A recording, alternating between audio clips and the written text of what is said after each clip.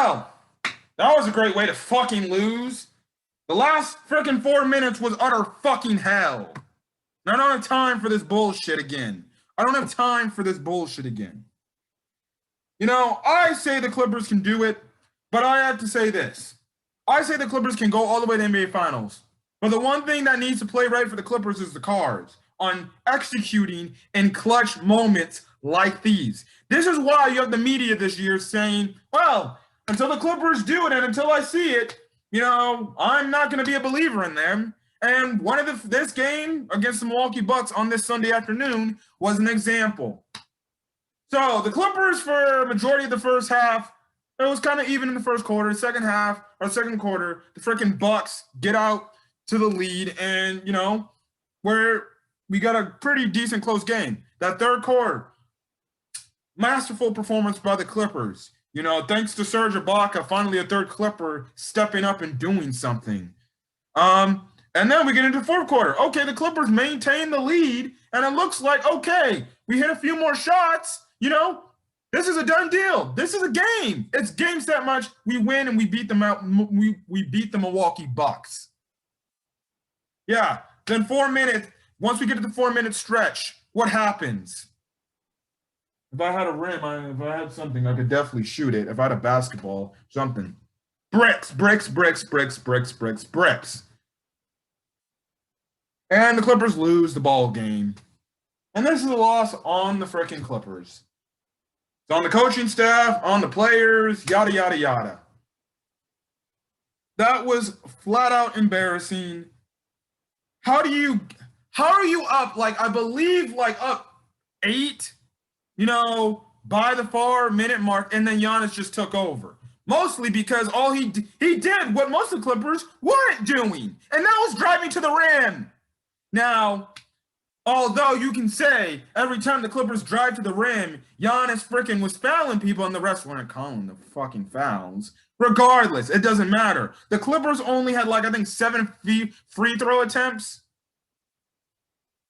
Well, I wonder why you weren't getting to the rim, getting those extra baskets. And again, the Clippers in a big game, in a clutch moment, again, failed to close out the fucking game.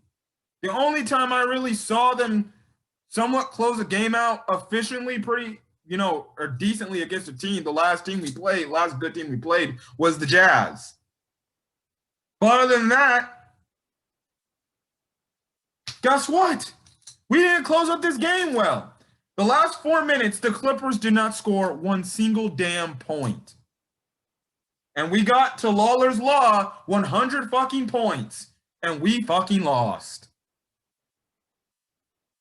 In the last 4 minutes, there was no, and I mean no ball movement whatsoever going around the entire court. It was just a stupid post-up ISO hero ball we always see. And when teams figure out, oh, the Clippers are running that ISO ball, all right, just eventually start, you know, just look like you're going to singly just play them one-on-one and then bring somebody over to double team. No ball movement, nothing that got you out to the lead, which looked like you were going to close up the game. 2, I call this on the coaching staff, but I really don't know why we rushed out that small ball lineup. We really should have kept Serge in the game. He was one of the main reasons we got back in the game in that third quarter. And I think, from what I believe, took the lead in that third quarter.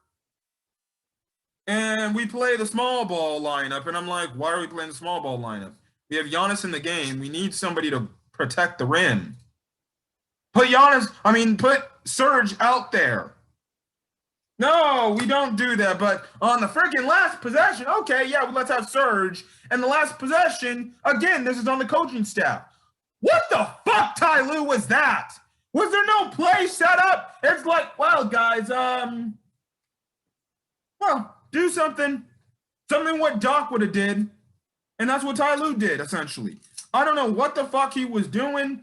He didn't call a timeout earlier in this, you know, trying to get, you know, the Clippers back in the freaking game and wake them and be like, look, we need more ball movement, guys. We need more ball movement and stuff like that.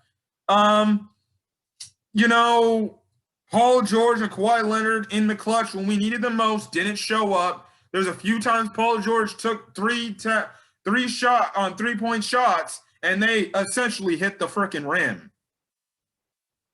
Like, come on. You know, you can get better shots than that instead of playing iso ball.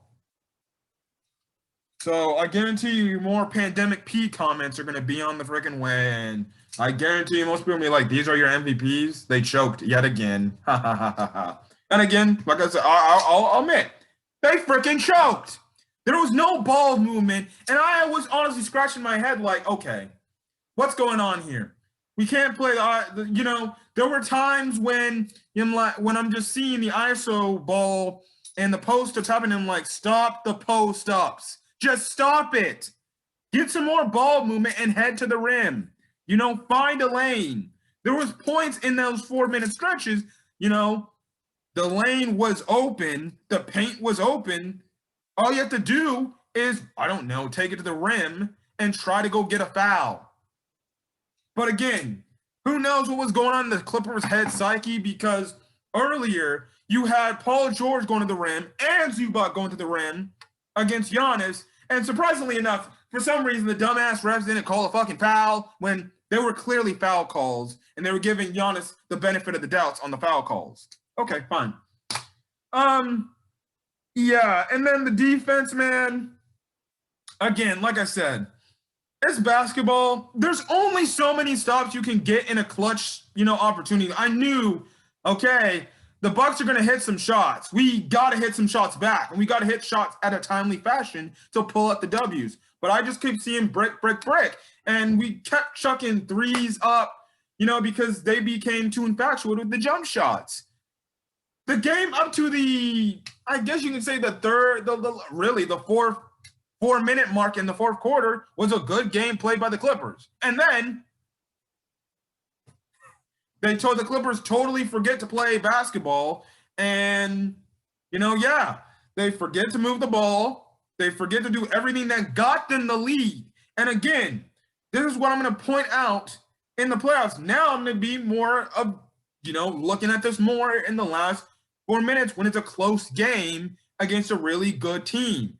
Will the Clippers do what got them the lead if they're leading in these minutes?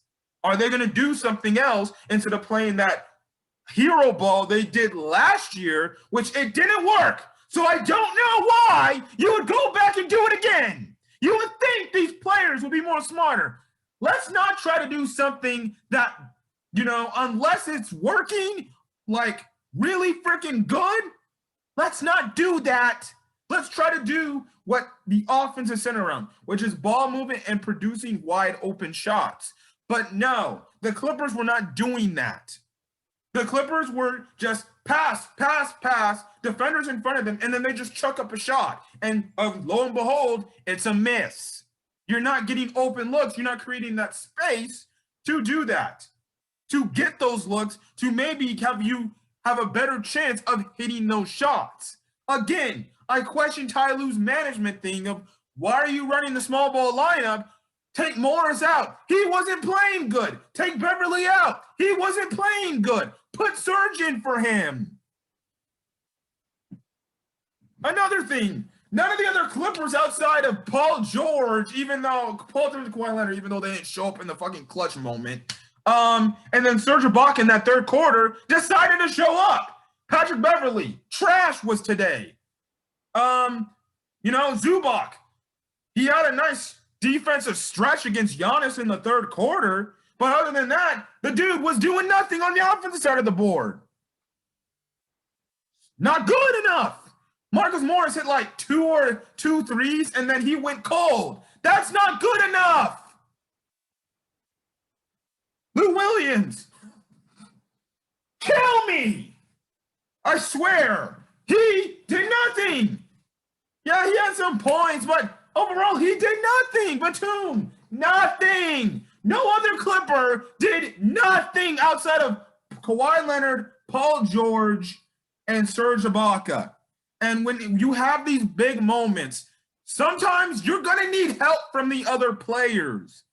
The other players on the Bucks hit their shots at timely moments. And then when it was time for Giannis to come in and take over, look what he did. He single-handedly brought the Bucks back and won.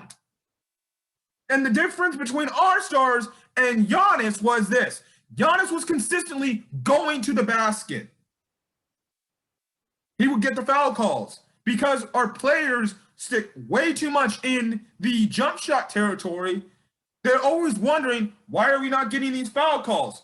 I don't know, dumb dicks. Maybe you guys should drive. Sometimes I'm watching the game. I see the Clippers drive, and they stop their drive just to kick it out to the paint. I'm like, no, drive and go get fouled. Go make the tough layup. You'll get a foul call. You have to be committed to this. 7 free throw attempts is not enough. You need to have more than that. At least 15 free throw attempts should be good for this Clipper team. But they didn't do that because they didn't go to the basket. And if you can't execute in these late key moments in the game, you're going to lose more games against these good teams, you know? And again, we failed to beat the Bucks when it looked like we were going to beat the Bucks pretty handily. We should have beat them, honestly, by 10, maybe plus 10 points. Because the way the game was going, it's like, okay, we're going to run away with the game. You know, and then you see the Clippers not freaking shooting shots, and I'm like, okay. And then you have the part in the game when Giannis gets fouled for the three-point play, and I was like, now we really need a basket, guys. And that's when I was like, okay, put Serge back in. But no, we ran the small ball lineup. Again, this was a really bad loss by the Clippers. Like, this is on the entire team loss. They had this game. They had this game. Now you lose another game that you should have won. Again, in the Western Conference right now, we can't afford losses, especially against good teams that you should seal the deal off. The Western Conference is really tight at the moment. There's no groundbreaking moves. And definitely this. We got to come out against the Boston Celtics and get our revenge there too. I guess the next game against the Bucks, I'm going to be circling on that in Los Angeles so we can come back and get the damn W.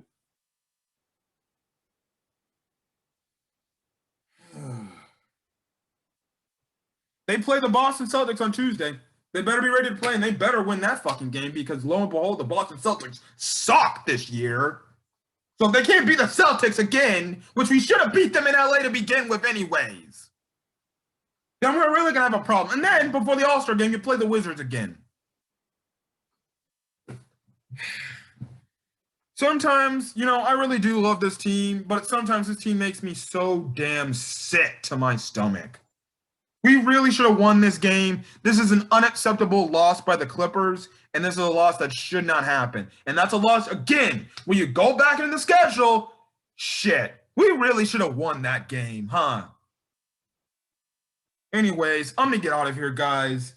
You heard my little mini rant, whatever. Put in the comment section your thoughts on the Clippers' loss to the Bucks. What could they have done better to get them the W? I think I kind of mentioned most of the points, you know? And I think Ty Lue's got to take some more ownership in himself to tell these guys, yo, we need ball movement. Come up with some plays. And again, that last play to try to tie the game and send this game to overtime. That's the play you come out on? Really? You just inbound the ball. You just inbound the ball. You just look around. You pass the Kawhi, and he takes a contested three. Like it was no different than the last 4 minutes of the game. Really? That's the best shot you can get? No ball movement, no screen set, nothing.